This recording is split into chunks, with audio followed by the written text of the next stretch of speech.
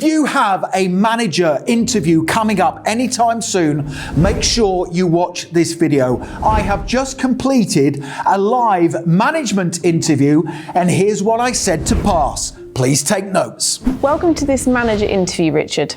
My name's Rebecca. Please introduce yourself. Well, first of all, thank you very much for inviting me to be interviewed for this management position today. I would describe myself as a confident, resilient, results-driven and knowledgeable manager who supports the senior management team in their goals.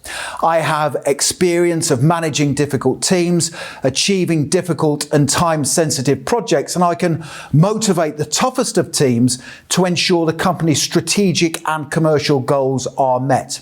One of my greatest achievements as a manager was turning around an underperforming team that had behavioural issues. I guided that team to be one of the most productive in the company. As a manager, I always achieve my goals by getting to know my team, delegating tasks, sharing my vision and empowering the people in my team to be the best they can be. If you hire me as your manager, I will always be accountable for everything that happens in my team, and I will ensure I liaise with the senior management team often to update you on my team's progress. Okay, thank you.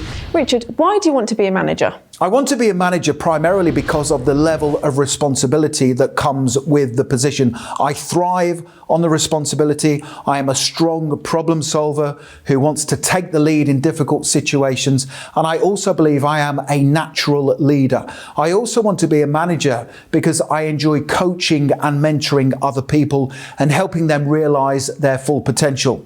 So the entire job description and scope of a manager certainly fits my values, my strengths and my career aspirations. What do you think are the most important skills and qualities needed to be a good manager? You need a diverse set of skills and qualities to be an effective and competent manager.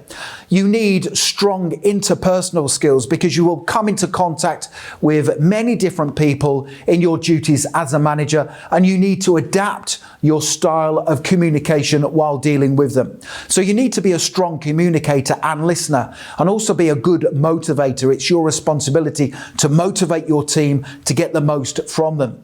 You need good organizational and delegational skills. So you need to be a good delegator who delegates tasks to your team based on their strengths.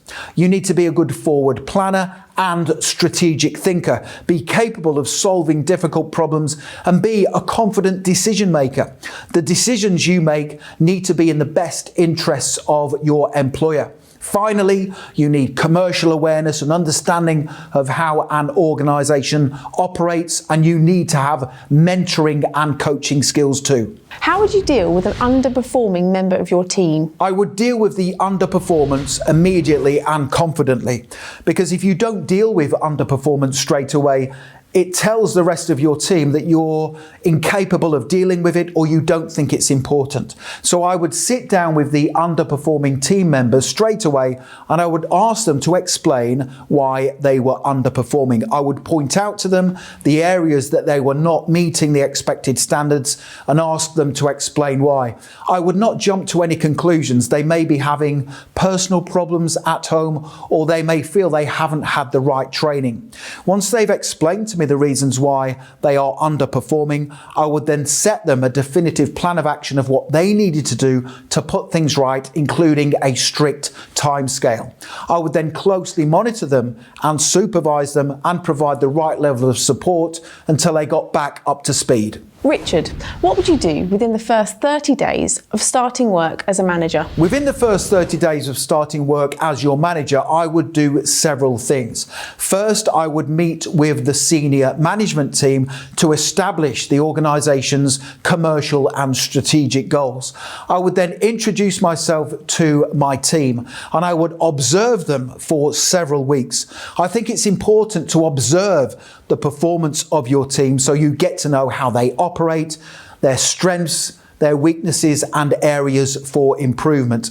I would then sit down with my entire team and I would outline the areas that I felt they were doing well and also the areas that I felt they could improve on. And I would set them targets to achieve and delegate tasks accordingly based on the company's commercial and strategic goals. Finally, at the end of the first 30 days, I would sit down with each team member and carry out in-depth performance reviews. Tell me, what's the difference between leadership and management? The difference between leadership and management is leadership is directing and motivating a team of people towards an end goal.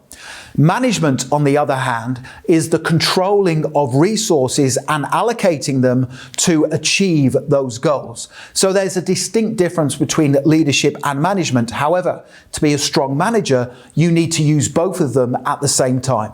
How would you describe your management style? I use a combination of 3 different management styles: autocratic, transformational, and delegative. So I will be autocratic when needed and direct my team exactly what needs to be done and by when. I will more often use an autocratic style of management when things are urgent and we have important projects and tasks to complete. I will use a transformational style of management, especially when I am trying to implement the changes required by my employer. And finally, I will use a delegative style of management to allocate tasks to my team members based on their strengths. This empowers my team to achieve the goals we want to achieve. Give an example of a time when you coached or mentored someone. When I started work in my previous management position, I undertook performance reviews with all members of staff. One team member told me that she wanted to eventually become a team leader in the organisation. So I offered to coach and mentor her. So I gave her leadership tasks to carry out.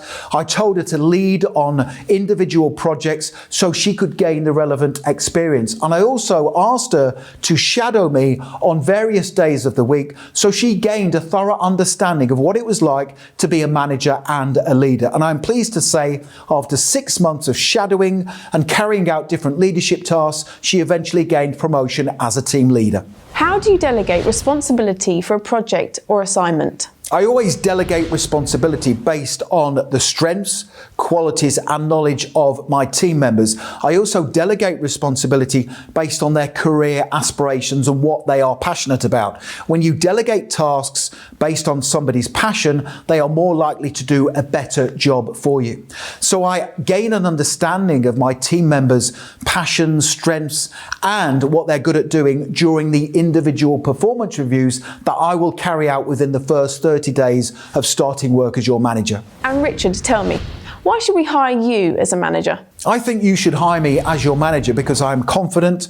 I always take the lead in difficult situations. I can coach and mentor people to achieve their full potential, and I am always accountable for everything that happens in my team. As a manager, you will have somebody who is responsible and supports the senior management team in their goals and objectives.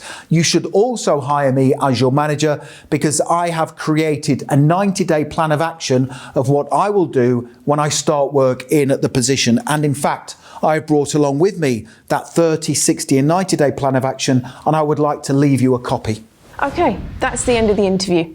Do you have any questions? Thank you. Yes, I have just 2 questions I would like to ask, please. The first question is, can you tell me about the strengths and weaknesses of the team I would be managing? And can you also tell me what the long-term objectives of the organisation are? Okay, so as you can see, I easily passed my management interview. Now, if you want to download the scripted answers I just gave in that interview, click that link right now in the top right-hand corner of the video. Head straight through to my website, passmyinterview.com, and you can download those scripted responses I gave in that management interview, plus an additional brilliant answers to difficult management interview questions. Check out that link right now. Also, please make sure you hit that subscribe button, give the video a like, and don't forget to connect with me on LinkedIn.